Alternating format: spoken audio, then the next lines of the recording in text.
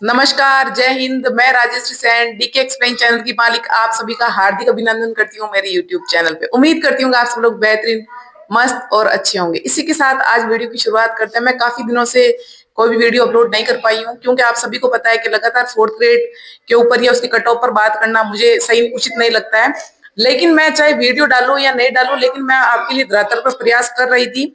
हालांकि वो प्रयास पूरे तो नहीं हो पाए क्योंकि मैंने ऐसे बोला था कि फोर्थ ग्रेड में पदों की संख्या बढ़ेगी और मैंने भी प्रयास किए थे और बहुत ऐसे लोग हैं जिन्होंने प्रयास किया था। आप सभी को पता है कि बेरोजगार युवा के संघ हनुमान किसान जी ने तो मतलब ब्लड से लेटर लिखा था माननीय मुख्यमंत्री जी को, लेकिन फिर भी उसका परिणाम हमको मिलने को नहीं मिला।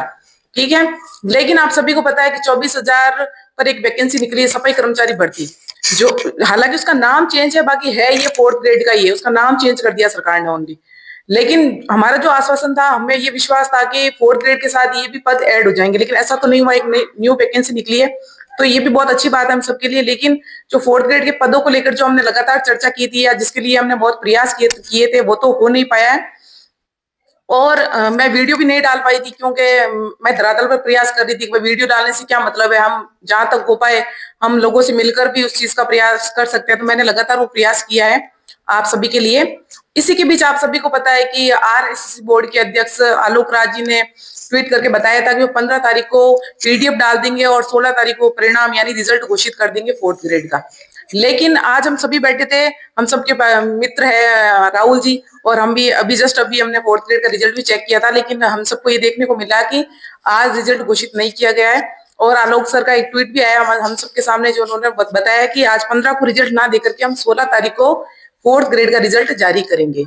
तो हालांकि उन्होंने 15 का बोला था और 16 को, अब देखते हैं कल क्या होता है और क्या नहीं होता है। इसी के बीच हम सबके मित्र राहुल जी से हम चर्चा करना चाहते हैं क्योंकि उन्होंने भी फोर्थ ग्रेड का एग्जाम दिया था और हम उनसे जानना चाहेंगे कि उनका फोर्थ ग्रेड का एग्जाम कैसा रहा, इनको क्या लगता है कि इनका सिलेक्शन हो पाएगा या नहीं हो पाएगा, अभी इनके दिल दिमाग में क्या चल रहा है। हम जरूर इनसे वार्तालाप करके पूछना चाहेंगे कि इनका क्या विचार है फोर्थ ग्रेड के रिजल्ट को लेकर।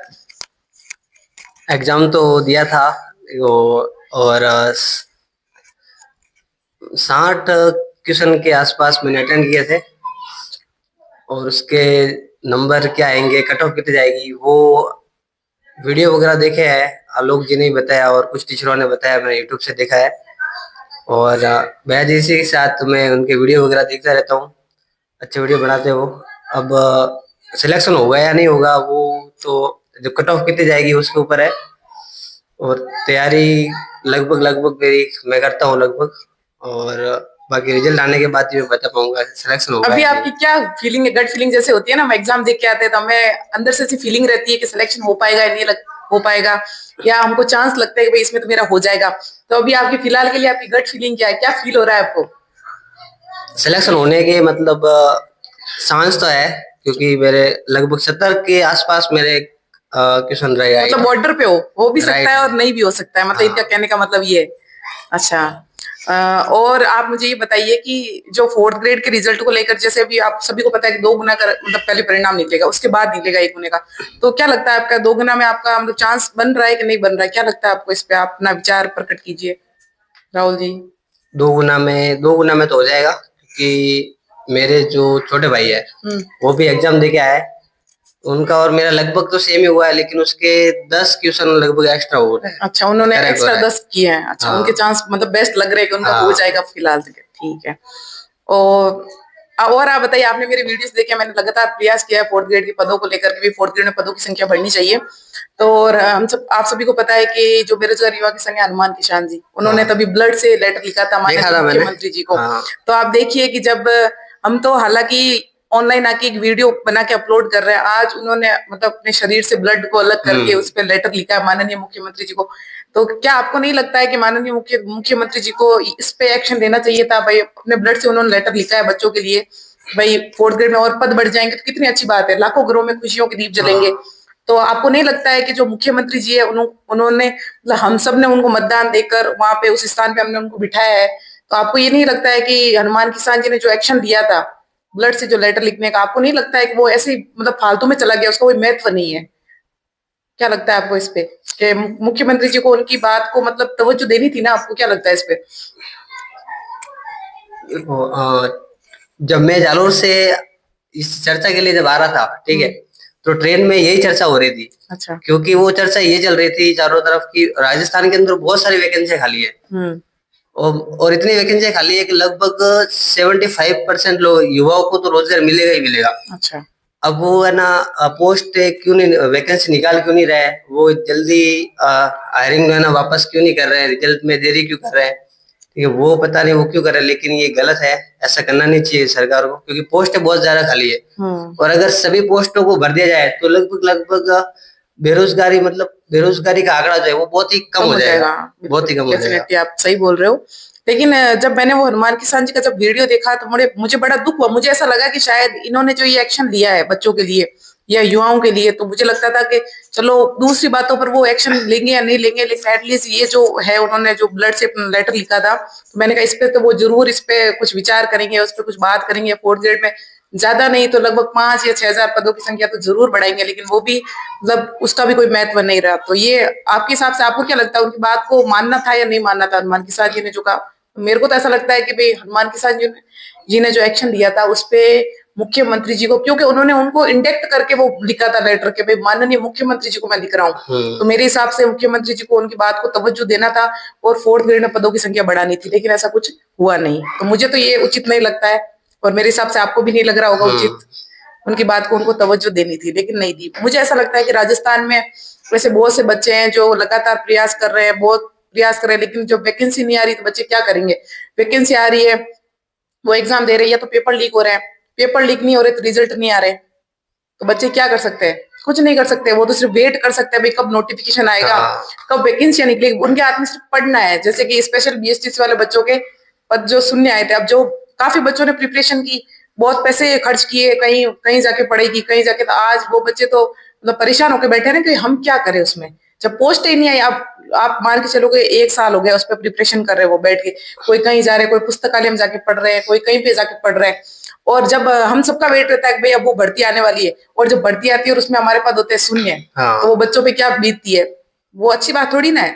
तो सरकार को मेरे हिसाब से तो युवाओं के बारे में सोचना चाहिए। आपको क्या लगता है कि सरकार को युवाओं के बारे में सोचना चाहिए कि नहीं सोचना चाहिए? सोचना चाहिए। जैसे अब एक वार्षिक कैलेंडर निकला है जिसके अंदर एक साल के अंदर वो कितने वो बोल तो रहा है कि भाई 1 लाख ये बेरोजगारों को नौकरियां देंगे, जिसके अंदर वनपाल, वन रक्षक, रीड, थर्ड ग्रेड वगैरह ऐसे कुछ है, पोस्ट है। मैंने वो कैलेंडर देखा था, लेकिन हम कुछ वैकेंसी ऐसी जिसमें 220, 110, ठीक है, 4,000, ठीक है। अब ये कोई वैकेंसी, अब इसमें लगभग मान लो 20 लाख, और पूरा अगर ओवरऑल टोटल जिसके अंदर जो सारी पोस्ट है उसमें आप क्वालिफिकेशन देखो, अब सारी क्वालिफिकेशन अगर मिला के देखे तो उसके अंदर लगभग आपको 50 लाख प्लस जो है युवा है जो बेरोजगार है, ठीक है। अब वो ऐसे सारे फॉर्म भरेंगे और 4,000 भरेंगे, कोई 220 भरेंगे। अब यो तो मतलब कि आप 10% भी है ना एक साल में रोजगार नहीं दे रहे हो सबको, युवाओं को कहाँ दे रहे हो? ठीक है। अब 220, मैंने इसमें लगभग 7 से 8 वैकेंसी ऐसी जिसके 200 से 300 से नीचे नीचे पोस्ट है बस, ठीक है। अब आधी तो फिर अब बाकी तो फिर पीछे थर्ड ग्रेड वगैरह उसमें 3,000 है, किसी में 4,500 है, ऐसा कुछ है, ठीक है। तो अगर कुल मिलाएंगे सारा कुछ अगर अपन टोटल करेंगे तो फिर भी 10% ही हो रही है। जैसे बाकी वो तो वो अब जैसे नेक्स्ट ईयर वापस आएगा, दूसरे साल आएगा, अब वो तो ऐसे के तीव्र गति से वापस वो है ना कॉलेज जो कर रहे हैं उसे जो फाइनल ईयर में वो कॉलेज में आ जाएंगे। अब वो भी सारे, वो तो क्या हो गया, अब बेरोजगारी तो अचानक बढ़ गई वापस, ठीक है। अब मान लो ये बेरोजगार तो हो रहे, मान लो है ना 100%, मान लो अपन ट्राई करते ले रहे कि 100% बढ़ रहे हैं, ठीक है, परसेंटेज हिसाब से बात करें तो 100% अगर बेरोजगार हो रहे हैं ना, तो वैकेंसी निकली 5%, 10%, तो ओवरऑल है ना पैराग्राफ बढ़ रहा है बेरोजगारों का, घट नहीं रहा है। बिल्कुल। जैसे कि आप सभी को पता है कि ये जो फोर्थ ग्रेड की वैकेंसी निकली थी ये 30 और 35 साल के बाद आई थी, ठीक है। अब इसमें आप देखिए ऑफिशियली डेटा है हमारे पास, कितने फॉर्म भरे गए थे? 25 लाख। ये ऑफिशियली डेटा है ना हमारे पास, बट इसके अलावा तो हमारे पास है नहीं। तो आप सोचो 25 लाख युवा कितने होते हैं? बहुत ज्यादा होते हैं 25 लाख। तो ये तो हमारे पास ऑफिशियली अपडेट है इसकी, 25 लाख तो है ही है फिक्स। अब इसके अलावा बहुत सारे ऐसे हैं। तो आज भाई राजस्थान तो आप सभी को पता है कि बाकी जो राज्य है या बाकी जो चीजें हैं वहां पे तो बहुत अच्छी सरकारें हैं और बहुत अच्छा बच्चों के लिए कर रहे हैं, क्योंकि उनको पता है कि जो युवा है वही आगे की जो नींव है, वो है फ्यूचर है। बच्चे अगर पढ़े लिखे नहीं होंगे या उनको जॉब नहीं मिलेगी या उनको हर चीज की नॉलेज नहीं होगी तो फिर आगे क्या होगा? लेकिन राजस्थान में वैसा कुछ डिस्कशन होता नहीं है। जैसे आपको पता है संसद भवन में किस टॉपिक पर बात हो रही है, वंदे मातरम पर। तो हमारे देश में तो इस प्रकार के मुद्दे है कि नेहरू जी ने क्या किया, ठीक है, उस पर उस नेहरू जी वाले पे प्रियंका गांधी जी ने बहुत बढ़िया जवाब दिया है कि नेहरू जी पे मतलब जो भी कुछ करना है वो एक ही दिन पे विशेष सत्र बुला के नेहरू जी पे जितने भाषण देने वो दे दो, लेकिन फिर बाद में आप है ना बेरोजगारी का मुद्दा लो। अब जैसे बेरोजगारी का मुद्दा है, चिकित्सक का मुद्दा है, ऐसे बहुत सारे टॉपिक है। मतलब एग्जाम को लेकर के क्या हो रहा है, क्या पढ़ाई से रिलेटेड तो कोई बात होती नहीं है। पिछले जो मर चुके हैं उनका कोई लेना देना नहीं है, उनके बारे में बातें हो रही है कि उन्होंने क्या किया था, उन्होंने क्या किया था। तो उन सब चीजों का आप तो कोई लेना देना है नहीं। अब वो कोई आएंगे तो नहीं कि भाई हमने ये किया था, हमने ये किया था। उन चीजों को हटकर मेरे को ऐसा लगता है कि फर्स्ट मुद्दा तो है बेरोजगारी, और उसके बाद है शिक्षा का, कि भाई बच्चों के लिए क्या होना चाहिए। ऐसे मतलब स्कूलें होनी चाहिए।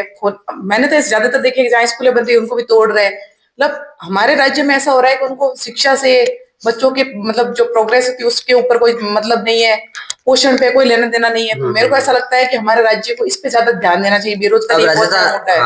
अब राजस्थान सरकार जो है ना अभी नई पहल कर रही है, ठीक है। पहले से है कि जिस स्कूल के अंदर मतलब स्टूडेंट कम है, ठीक है, अब गवर्नमेंट को लग रहा है कि ये टीचर पोस्ट मतलब कि टीचर तो ज्यादा है, ठीक है, तो नई उनको ऐसा करना चाहिए कि दूसरे स्कूल है ना, दूसरे स्कूल ओपन करके ये विद्यार्थी को अच्छी शिक्षा तो मिलेगी, ठीक है, बाकी और विद्यार्थी को अच्छी शिक्षा मिलेगी और टीचर को भी मतलब कि काम मिल जाएगा, ठीक है, वो मतलब बैठेगा नहीं।